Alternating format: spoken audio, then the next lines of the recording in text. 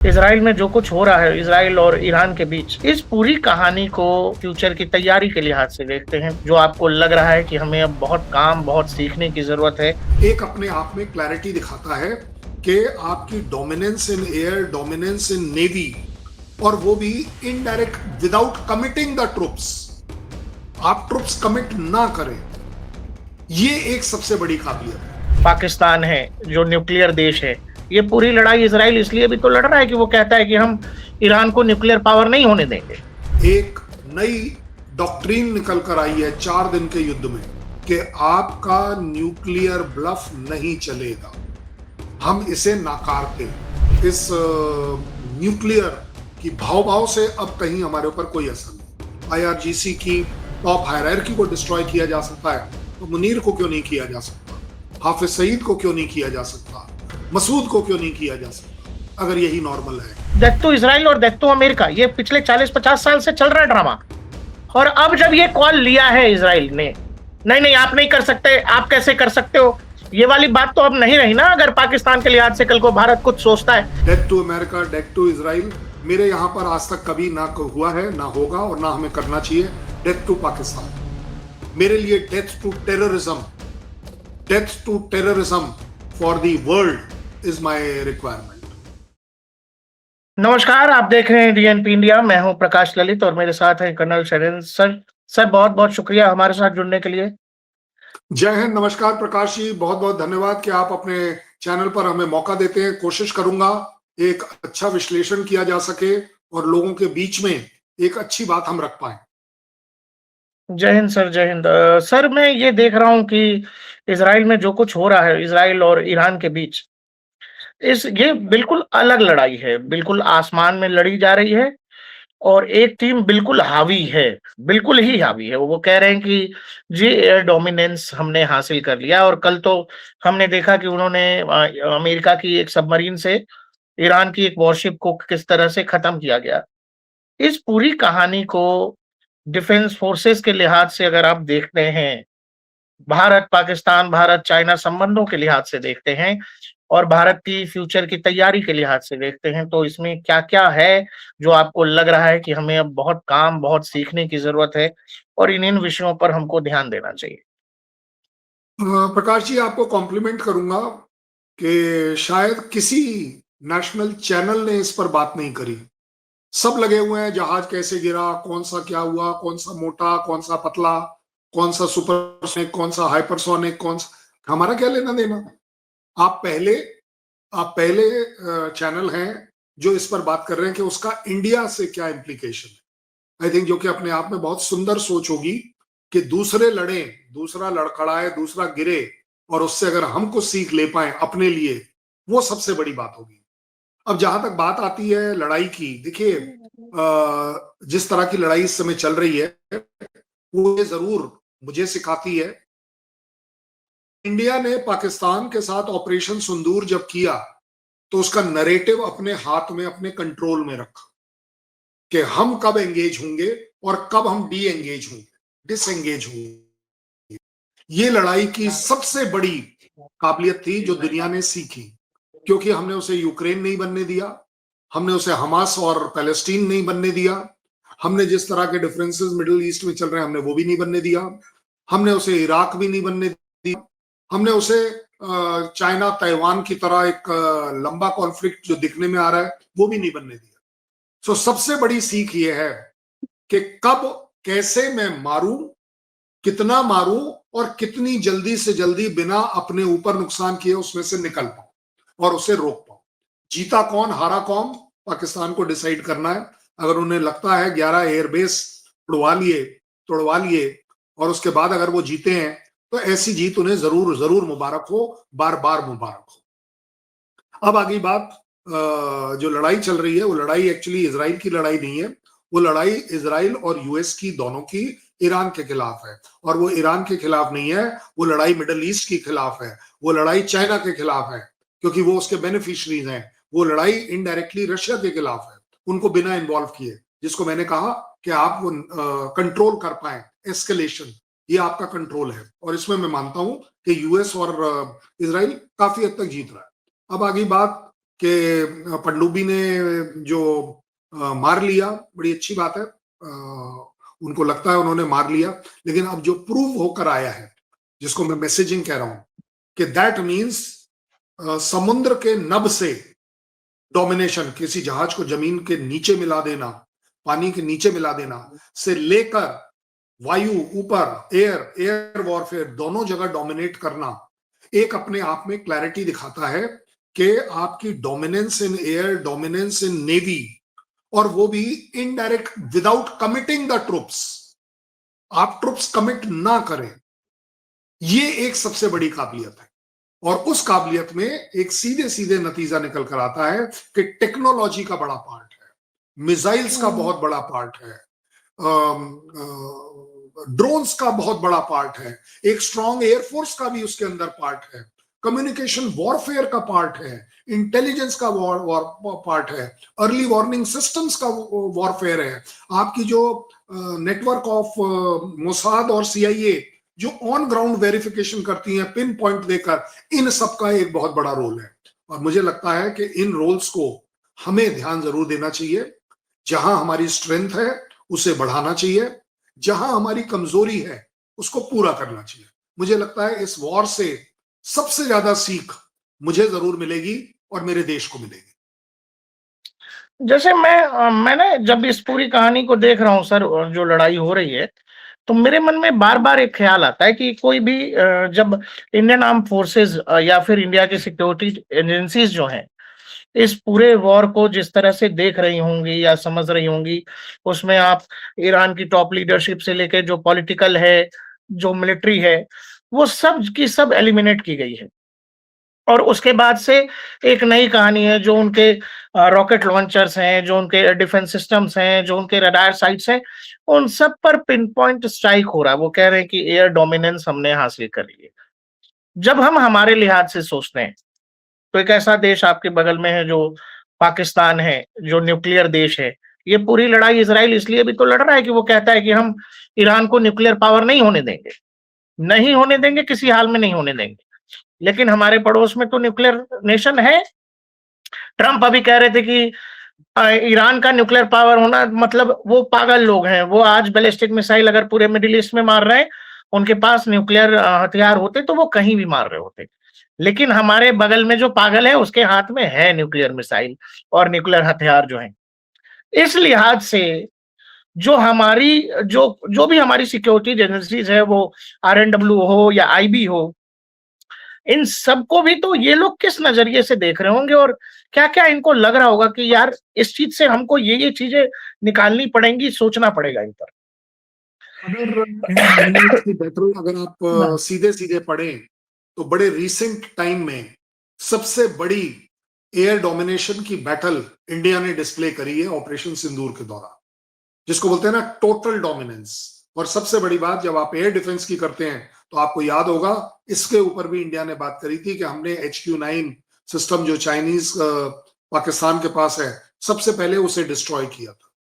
उसके बाद हमारी एक तरह की एयर डोमिनेंस थी। अदरवाइज ऐसा हो नहीं सकता कि आपके जहाज, आपका इंक्लूडिंग जो मिसाइल्स हैं वो ऑपरेट कर पाए, हिट कर पाए टारगेट्स पर, और उसके बदले में आपकी तरफ वो हिट ना आ पाए। ये डोमिनेंस वाला जो मामला है ना, ये ऑपरेशन सिंदूर ने वैलिडेट किया, दुनिया को सिखाया, दिखाया कि अगर आप इस तरह से कुछ करें तो आपके पास एक बहुत बड़ी एडवांटेज आती है कि आपके तरफ कैजुअलिटीज, निल कैजुअलिटीज हो सकती हैं। और जो मुझे लगता है यूएस का सबसे टॉप प्रायोरिटी एजेंडा है कि कैजुअलिटी उन्हें एक्सेप्टेबल नहीं। अब आगे बात न्यूक्लियर की। देखिए, इसमें कोई शक नहीं है, शैतान है, भूत है, पता नहीं कौन है, मुझे नहीं पता, लेकिन ये एक पाकिस्तान वो है जिसके पास वो न्यूक्लियर कैपेबिलिटी है। और इस कैपेबिलिटी को एक अच्छी एनालिसिस और इसको एक अच्छी स्ट्रैटेजी के अंदर आपको जरूर डालना पड़ेगा। हमने पहली बार दुनिया को दिखाया है, इंडिया ने, कि एक नई डॉक्ट्रिन निकल कर आई है 4 दिन के युद्ध में, 88 आवर्स के अंदर, जहां मेरे देश के प्राइम मिनिस्टर ने एक पूरी दुनिया के सामने डॉक्ट्रिन रख दी कि आपका न्यूक्लियर ब्लफ नहीं चलेगा, हम इसे नाकारते हैं। इस न्यूक्लियर कि इस भाव से अब कहीं हमारे ऊपर कोई असर नहीं। आपको न्यूक्लियर बम चलाना है, आपके पास है, चलिए चलाइए, हम इसको केटर फॉर नहीं कर, हम इसे as a threat, as a deterrence तैयार नहीं है। क्योंकि इस बॉम्ब के नीचे अगर आपको लगता है आपकी टेररिज्म प्रॉस्पर हो सकती है, तो हमने आपको ये दिखा दिया कि आपने जो करना है आप कर लीजिए, हम इस काबिलियत को रखते हैं कि हम आपके यहाँ आके स्ट्राइक करेंगे। और बाय द वे पाकिस्तान ने भी उसी से सीखा है कि वो अफगानिस्तान में स्ट्राइक कर रहा है, अगर आपको ये दिख जाए कि चलिए जी एयर स्ट्राइक करी जा सकती है, वो भी सीख रहा है, ऐसा नहीं है कि नहीं सीख रहा। और उससे भी बड़ी बात जो है, मुझे नहीं लगता कि, और ये डिस्कशन में हमेशा आता है कि क्यों यूएस पाकिस्तान के लिए ऐसा क्यों नहीं कहता जो ईरान के लिए वो कहता है। वो इसलिए नहीं कहता क्योंकि ईरान का न्यूक्लियर प्रोग्राम पाकिस्तान की कठपुतली नहीं है। पाकिस्तान का न्यूक्लियर प्रोग्राम काफी हद तक यूएस की कठपुतली है। उसका ट्रिगर चाहे पाकिस्तान के प्राइम मिनिस्टर या मुनीर के पास हो, मुझे कोई प्रॉब्लम नहीं है। उस ट्रिगर की जो इलेक्ट्रॉनिक वॉरफेयर है वहां तक पहुंचने की, उसकी बागडोर, उसका कंट्रोल, उसकी ब्लॉकेड, उसकी सक्सेस, वो मुझे लगता है वो यूएस के हाथ में है। इसलिए दोनों कंट्रीज को कंपेयर नहीं करना चाहिए। और अगर कंपेयर करना चाहिए तो आज की तारीख में ये जरूर कंपेयर होना चाहिए कि अगर दुनिया का नया नॉर्मल इस्फहान और फुजान में न्यूक्लियर स्ट्राइक हो सकती है, तो जनाब पाकिस्तान में तो क्यों नहीं हो सकती। पाकिस्तान में तो हमारे पास तरीके और भी ज्यादा हैं।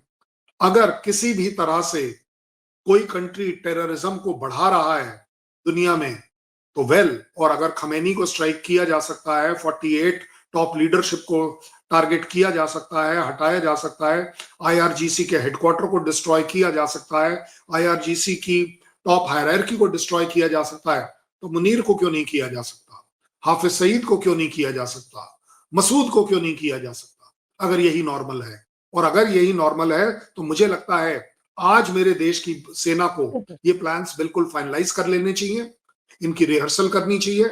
हमें पता है कौन कहां है।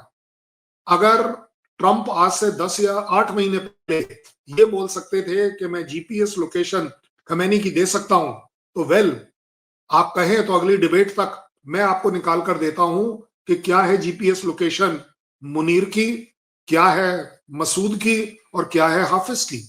और वो वाली चीजों को हम इंडिया में रिक्रिएट करके हम अपनी प्रैक्टिस कर सकते हैं। इसके ऊपर हमारा हक है कि जिस दिन जरूरत पड़ेगी, जिस दिन मौका लगेगा, नंबर आपका जरूर आएगा। पाकिस्तान ये बात अच्छे से जानता है। हाँ, यही मैं दरअसल पूछ रहा था सर आपसे कि क्या-क्या मैसेजिंग है जो हम समझ रहे हैं इसमें, कि जब आप ये मान रहे हो, इज़राइल ये मान रहा है कि ईरान एक टेररिस्ट कंट्री है और 7 अक्टूबर 2023 को जो कुछ हुआ और वहां नारे लग रहे हैं कि भाई डेथ टू इज़राइल और डेथ टू अमेरिका, ये पिछले 40-50 साल से चल रहा है ड्रामा। और अब जब ये कॉल लिया है इज़राइल ने, तो क्या भारत और इंडियन आर्म फोर्सेस और पूरी दुनिया भी देख रही होगी कि भाई जो भी इस तरह के एलिमेंट्स हैं दुनिया में, उनको लेकर अगर कोई कॉल लेता है तो फिर कल को वो जो लिजिमिटीज वो जो होते हैं ना कि अमेरिका की, भाई नहीं नहीं आप नहीं कर सकते, आप कैसे कर सकते हो, ये वाली बात तो अब नहीं रही ना अगर पाकिस्तान के लिहाज से कल को भारत कुछ सोचता है। क्योंकि अभी अभी मतलब जो मैं सुन रहा था, जो अभी एक वायु शक्ति अभ्यास हो रहा था, उसमें सेना के अधिकारी कहते हैं कि इस बार जो होगा वो बहुत आगे का होगा, कहां जाके रुकेगा हमें नहीं पता। रक्षा मंत्री ने कहा कि जो हुआ वो तो हो गया, अब जो कहानी होगी वो आगे होगी, और इस बीच ईरान इजराइल का ये वॉर है, उसमें पूरी की पूरी लीडरशिप मतलब एलिमिनेट हो रही है। इसीलिए मुझे लगता है कि अब आपने जो बताया वो सही चीज है। देखिए, सबसे बड़ी बात है कि death to America, death to Israel मेरे यहाँ पर आज तक कभी ना हुआ है, ना होगा, और ना हमें करना चाहिए। डेथ टू पाकिस्तान, मुझे नहीं लगता कि हम इंटरेस्टेड हैं डेथ टू पाकिस्तान। इसलिए यूएस का ये एजेंडा शायद हमारे लिए काम नहीं आएगा कि डेथ टू पाकिस्तान। मुझे पाकिस्तान की डेथ चाहिए नहीं, क्योंकि मेरे लिए वो इररिलेवेंट है। मेरे लिए death to terrorism for the world is my requirement. मुझे मालूम है कि ये टेररिज्म पाकिस्तान की पूरी दुनिया को अफेक्ट करती है। और अगर अब जैसा एक ट्रेंड बनता चला जा रहा है कि अगर मदुरो वेनेजुएला के ड्रग लीडर हैं और ड्रग के ऑफेंडर हैं यूएस के लिए, तो उन्हें उठाया जा सकता है। तो हाफिज सईद और मसूद को क्यों नहीं उठाया जा सकता? और मैं तो कहूंगा उठाने की जहमत ना करें, पाकिस्तान को वो बरियल राइट्स तो दे ही देना। चलिए जी, आपका बंदा है ना, आपके लिए बहुत ज्यादा। और सबसे बड़ी बात मुझे ये बताइए कि अगर अगर खमेनी खमेनी से बढ़कर तो नहीं हो सकते मसूद, खमेनी से बढ़कर नहीं हो सकते हाफिज सईद, खमेनी से बढ़कर नहीं हो सकते मुल्ला मुल्ला मुनीर, ये तो आपको मानना पड़ेगा। ठीक है, मुनीर साहब बोलने के लिए अपने आप को आर्मी बता दे, लेकिन उनकी वो जो टोन है, जो उनकी बातचीत है, वो सिवाय आर्मी के बाकी सब कुछ है।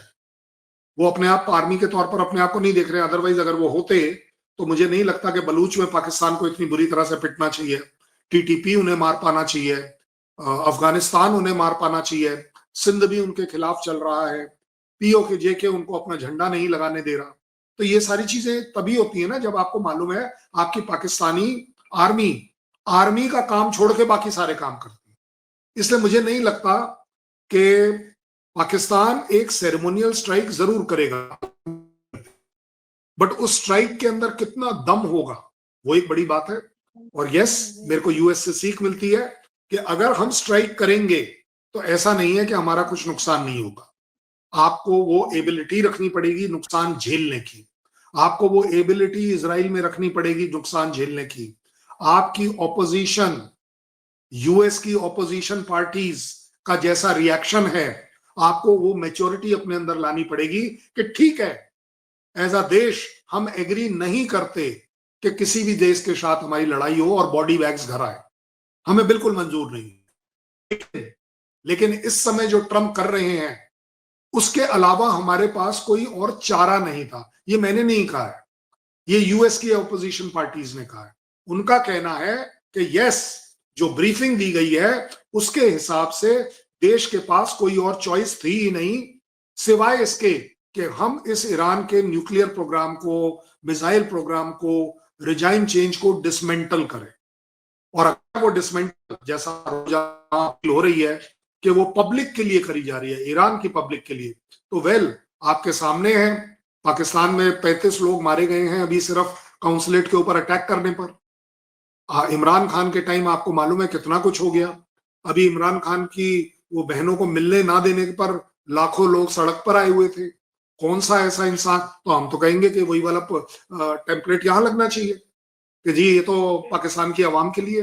बट मुझे नहीं लगता कि भारत इस तरह की कोई चीज चाहता है, क्योंकि भारत से लोग ये जरूर सीख रहे हैं कि हमारी लड़ाई पाकिस्तान की जमीन पकड़ने की लड़ाई नहीं, हमारी लड़ाई पाकिस्तान की टेररिज्म से।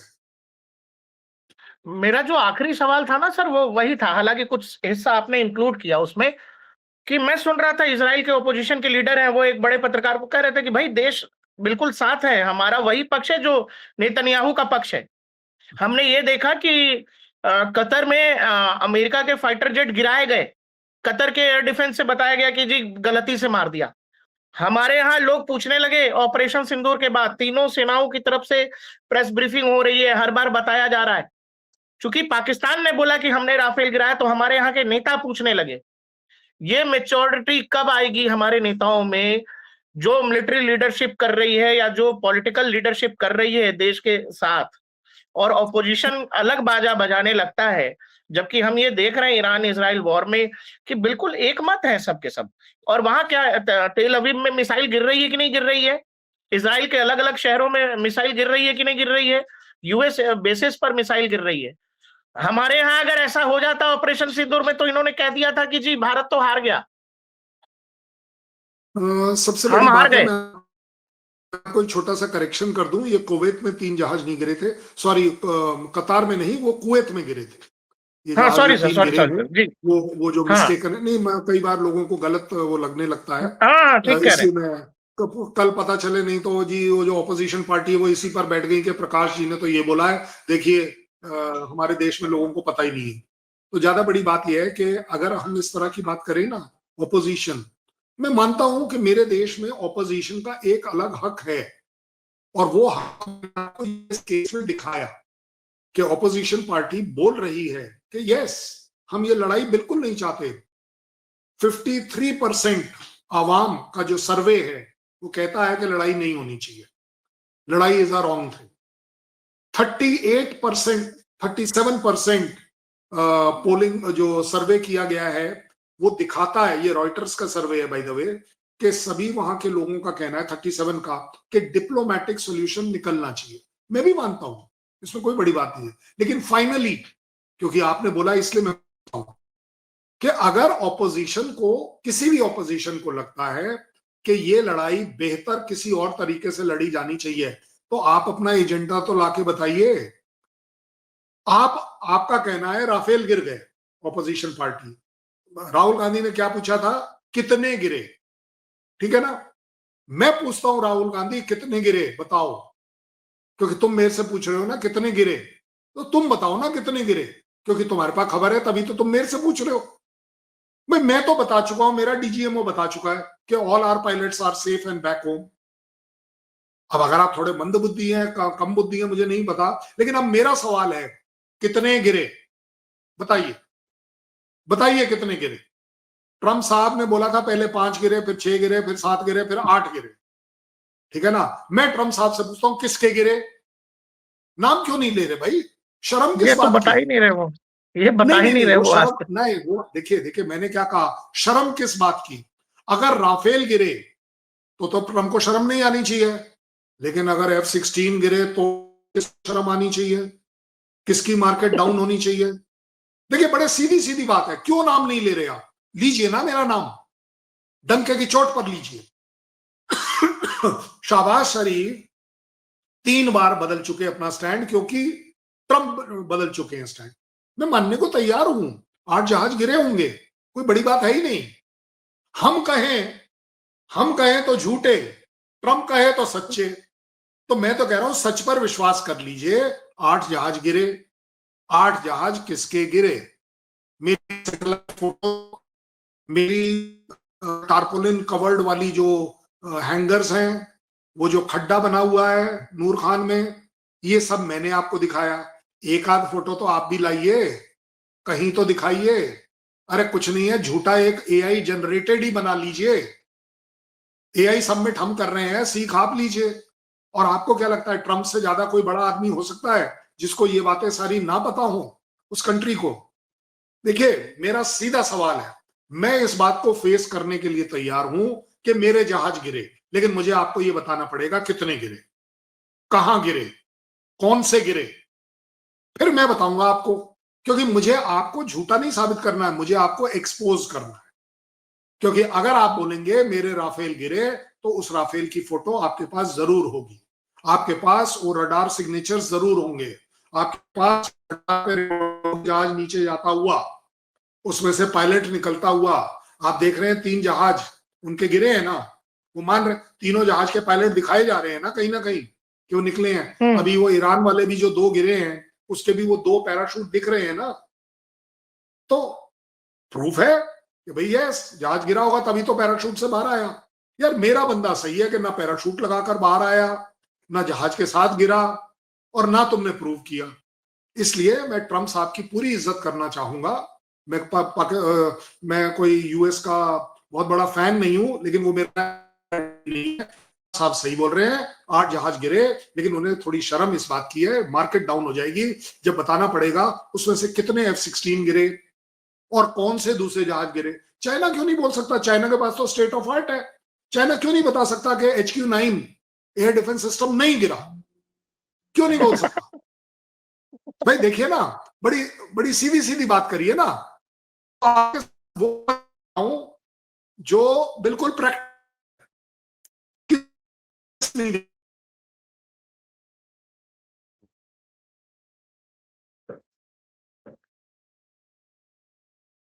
चीज गिरी है, क्या गिरा, सारी चीजें आपको पता है। आपकी मिसाइल स्टेट ऑफ आर्ट थी, मैंने आपको हिसार के बाहर वो बिल्कुल जुड़ी जुड़ाई मिसाइल जिसके ऊपर एक स्क्रैच भी नहीं लगा था, मैंने आपको दिखाई। अब आप डिनाई क्यों नहीं करते कि ये नहीं थी, आपको करना चाहिए ना। भाई हम तो मानते हैं कि हमारी ब्रह्मोस हमने चलाई, हम तो मान रहे हैं, हम तो नहीं मना कर रहे। आप दिखाइए हमारी ब्रह्मोस आपके यहां नहीं लगी, पड़ी हुई है कहीं पर किसी कोने में, मैं शर्मिंदा महसूस करूंगा, मैं शर्म से माफी मांगूंगा कि क्या मिसाइल चलाई। देखिए प्रूफ तो करना देना पड़ेगा, और मैं नहीं कह रहा पाकिस्तान, क्योंकि पाकिस्तान का नैरेटिव झूठा हो सकता है, सच्चा हो सकता है, मुझे नहीं पता। उनकी जनता के लिए सच्चा, दुनिया के लिए झूठा। लेकिन ये जो बाकी कंट्रीज हैं जो उसके साथ खड़ी दिख रही हैं, एक्चुअली दिख कोई नहीं रहा, क्योंकि अगर दिख रहा होता ना तो वो मिसाइल 2 मिनट में चाइना से भी चल सकती थी, ऐसा नहीं है नहीं चल सकती थी, लेकिन वो नहीं दिख रहा। आप मुझे एक बात बताइए, पाकिस्तान ने क्लेम किया कि उसका सऊदी के साथ स्ट्रेटेजिक डिफेंस अलायंस है, अभी अभी किया है। उन्होंने बोला हमारे ऊपर अगर अटैक होगा तो उसके ऊपर अटैक माना जाएगा। भाई साहब सऊदी के ऊपर तो अटैक हो गया, अब आप बताइए आपने क्या करना है? आपने सिर्फ पैसे बटोरने हैं सऊदी से, ये आपका कैरेक्टर है। और अगर यही आपका कैरेक्टर है, मैं इसको ग्रांट करता हूं, प्रॉब्लम है, आपको पैसे से मोह है, लेकिन अगर ये मोह है तो भाई साहब फिर ये अलायंस करके आप क्या बताना चाह रहे हो? मैं अगर यूएई के साथ अलायंस कर लूं स्ट्रेटेजिक वाला तो आपको तकलीफ है, जहां हमारे केस में विन विन सिचुएशन है। आप अगर कर लें तो आज आपके ऊपर सवाल है कि जनाब आपके सो कॉल्ड एलआई के ऊपर, अलायंस के ऊपर अटैक हुआ है, दोनों के ऊपर अटैक माना जाना चाहिए। आप तो बोल रहे हो इस समय के क्या यूएस को बेसिस देने हैं, एंट्री देनी है, नहीं देनी है, मुझे नहीं पता।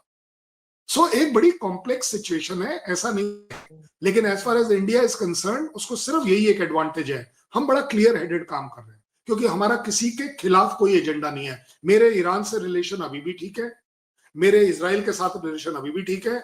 मैंने यूएस की, ट्रंप की जो टैरिफ वाली मिसाइल है उसको न्यूट्रलाइज करा है, और उस ट्रंप के टैरिफ को मैंने कम भी करा लिया। आप पॉइंट आउट कर दीजिए, आपके शो पर कान पकड़ के माफी मांग लूंगा।